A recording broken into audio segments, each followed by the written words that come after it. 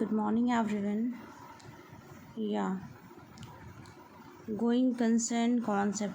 It is assumed that the business will exist for the foreseeable foreseeable future, and transaction are recorded from this point of view.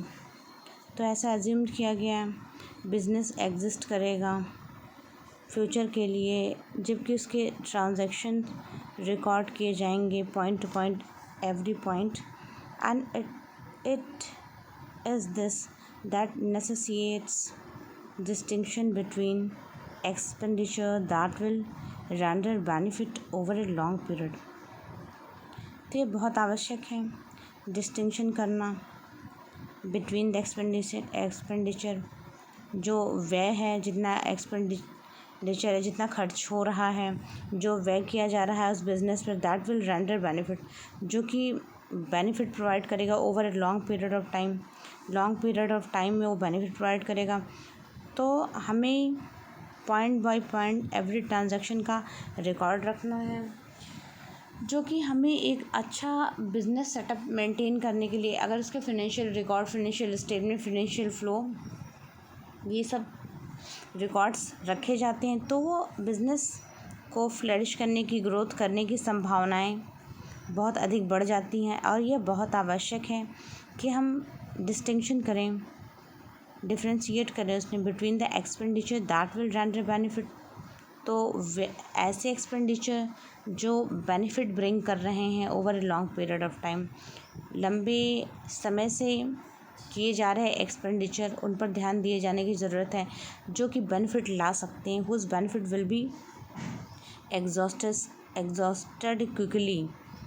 तो हम देखते हैं कि जो benefit exhaust हो जाते हैं, मीन्स ऐसा होता है कि हमें लग रहा है कि हम एक्सपेंड तो कर रहे हैं लेकिन उसका हमें बेनिफिट नहीं मिल रहा है। तो जब इस तरह की चीज़ें सामने आने लगे तो हमें रिव्यू करने की ज़रूरत होती है। ऐसी स्टेज में we will be exhausted quickly से विदिन द ईयर। अब एक साल हमने काफ़ी एक्सपेंडिचर काफ़ी खर्च किया, व्यय किया, और हमें लगने लगा कि उस हिसाब से आउटकम नहीं आ रहा है हमारे बिज़नेस का, वो बूम नहीं आ रहा है, वो ग्रोथ नहीं आ रही है। तो जो ग्रोथ आपकी रिक्वायर है एक्चुअली में, जो एसेंशियल पार्ट है आपकी ग्रोथ का, आपके बिज़नेस का, वो एसेंशियल ग्रोथ आपके बिज़नेस को नहीं मिल पा रही, वो बूस्टिंग मिनरल नहीं मिल पा रहा है, वो रिजेनरेटिंग एनर्जी आपके बिज़नेस को नहीं मिल पा रही है। तो इसके लिए आपको एक्सपेंडिचर ऐसा करना पड़ेगा, उन जगहों पे एक्सपेंड करना पड़ेगा जो कि बेनिफिट दें आपको लॉन्ग टर्म में। इस बात को आपको ध्यान रखना है, और इसके लिए एक डीप एनालिसिस, एक ऐसी टीम जो चीज़ों को एनालाइज करे, अपने एवरी पॉइंट को एनालाइज करे कि किन किन जगहों पर किन किन जगहों पर खर्च करने की ज़रूरत है। Dull aspect of the concept, each transaction has two aspect. तो प्रत्येक ट्रांजेक्शन के दो एस्पेक्ट होते हैं। If a business has acquired an asset, और बिजनेस एक्वायर्ड करती है एक asset, it must have resulted in one of the following. एक एसेट एक्वायर की है। अब जैसे कि देख लीजिए कि कोई प्लांट आप सेटअप करते हैं तो आपको इंफ्रास्ट्रक्चर चाहिए। पहले आप ज़मीन परचेज़ करते हैं, लैंड परचेज़ करने से पहले आप बिज़नेस की पॉसिबिलिटीज़ देखते हैं कि वो जोग्राफिकल एरा जो आप इस्टेब्लिश करने जा रहे हैं, और जिस एरिया में बिज़नेस को इस्टेब्लिश करने जा रहे हैं, आप अपना प्लांट सेटअप करने जा रहे हैं, फैक्ट्री सेटअप करने जा रहे हैं, वो जोग्राफिकल कंडीशंस आपको फेवरेबल है या नहीं है। These geographical conditions are favoring you or not, are favoring to your business or not, that you need to consider actually, that you need to keep in your mind actually, and that would not only bring focus on your business arena, on your business capability and ability to flourish your growth, your business growth in which field you are working actually.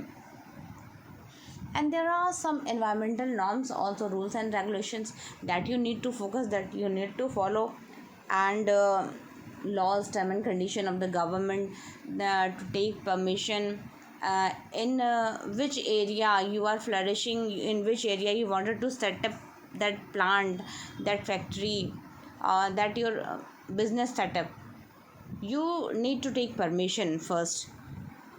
So there are many legal issue also come in the existence whenever you are going to start a business actually. Fine. Let's see dual aspect of the concept. Each transaction has a two aspect, and if a business has acquired an asset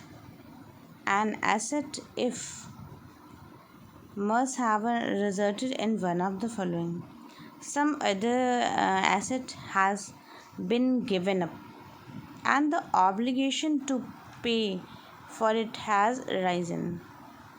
तो कुछ asset ऐसे होते हैं जो कि given up means दिए रहते हैं, द ऑब्लिगेशन टू पे फॉर इट हैज़ अराइजन, और उनके प्रति जो आपके ऑब्लिगेशन होते हैं, जो कर्तव्य, जो लाइबिलिटी आपको उन चीज़ों के प्रति होती है, वो आपको फुलफ़िल करनी होती है. There has been a profit leading to an increase in an amount that a business owes to the proprietors or the proprietors and has contribute money for the acquisition of asset. तो जो मालिक होते हैं, business के honour होते हैं, और acquisition जिनका एसेट पर होता है, कुछ लोगों का कंट्रीब्यूशन होता है पैसे को लेकर. तो कुछ बिजनेस सेटअप पार्टनरशिप में बिगिन किए जाते हैं, चाहे वो कोई एसेट को लेकर हो या बिल्डिंग, प्रॉपर्टी, लैंड, जो भी चीज़ें हों उसमें पार्टनरशिप हो. 50-50 का पार्टनरशिप, 50-30 का पार्टनरशिप, रेशियो चाहे जो कुछ भी हो, प्रॉफिट डिवाइड होता है in that proportion. Means in the proportion you are having the shares in your business setup, actually you are getting profit in that proportion actually.